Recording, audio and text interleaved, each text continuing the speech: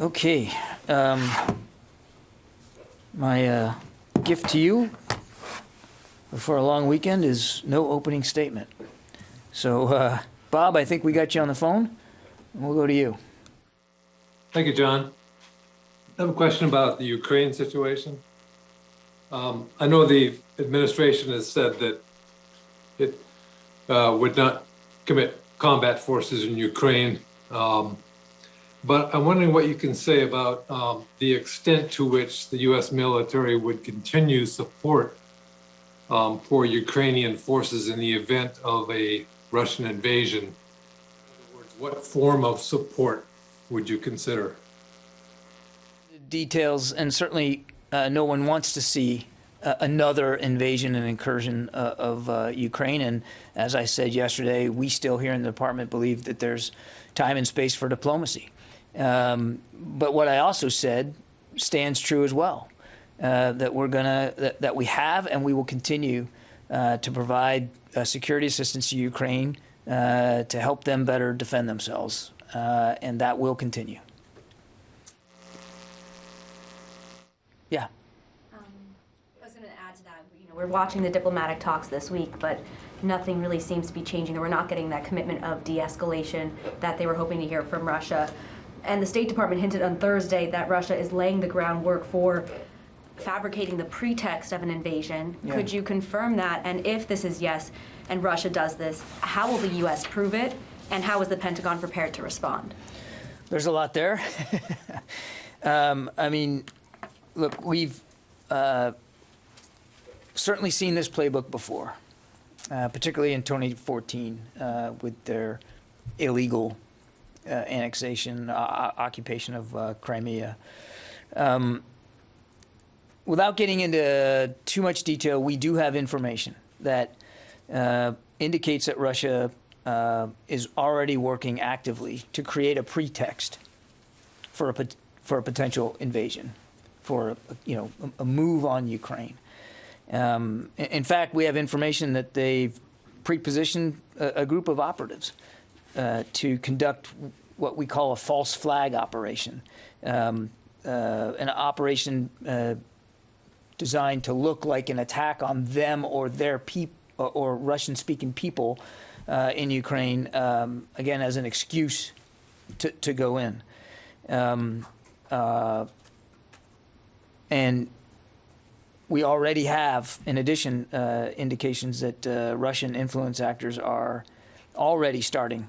They're already starting to fabricate Ukrainian provocations that in both state and social media to again try to justify in advance some sort of pretext for incursion.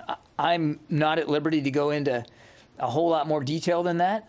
But I hope that by the fact that we can say this as confidently as we can, you can take away that that there's a fidelity here to the information that we have that we believe is very credible.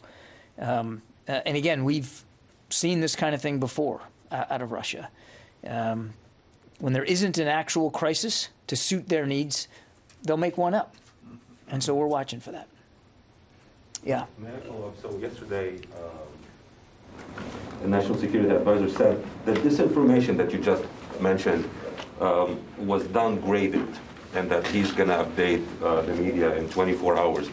Should we take from your statement or answer right now that this information now is more accurate and adequate? It's not anymore. I believe that this is what the National Security Advisor was speaking to, but I certainly refer you to the White House for additional context and information. I can't speak for Mr. Sullivan. Yeah, no, I know you can't speak for Mr. Sullivan, but it's you all speak for the same government. My question is, yesterday he talked about the information, but he described it, says, quote and unquote, which has now been downgraded.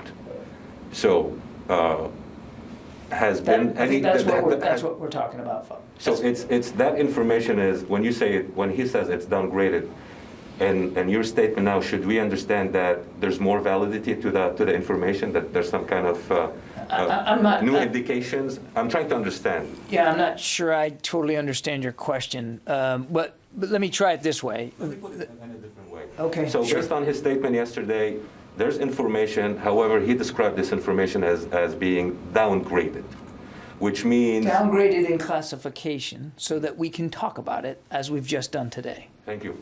Does that help? Yes, I think we were hung up on the word downgraded. Yes. You and me both. Yeah, okay, I got it. Jen? So would you say that this recent cyber attack on the websites in Ukraine is related to this false flag operation? I don't think, I think it's too soon to say that it's part and parcel of a false flag. These were disruptive attacks, cyber attacks. We are not at the point of attribution right now, so I don't want to go there. But again, Jen, this is of a piece of the same kind of playbook we've seen from Russia in the past. And what could be the point of a cyber attack like we saw last night?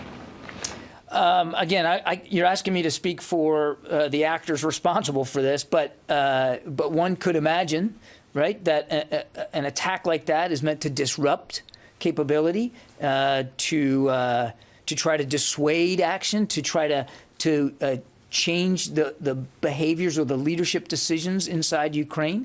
I mean, any number of reasons, not to mention just to intimidate. Now, as I understand it, most of these websites are coming back online now. But I mean, I think there's probably multiple purposes that were, sought by the actors in this case. And these operatives that you mentioned that are inside Ukraine, are they in the Donbass region, or have they moved out into other areas? I'm not going to get into very specific information about our knowledge of what these operatives are capable of doing and where and when. I think we've really spoken to it at about the farthest level we can right now.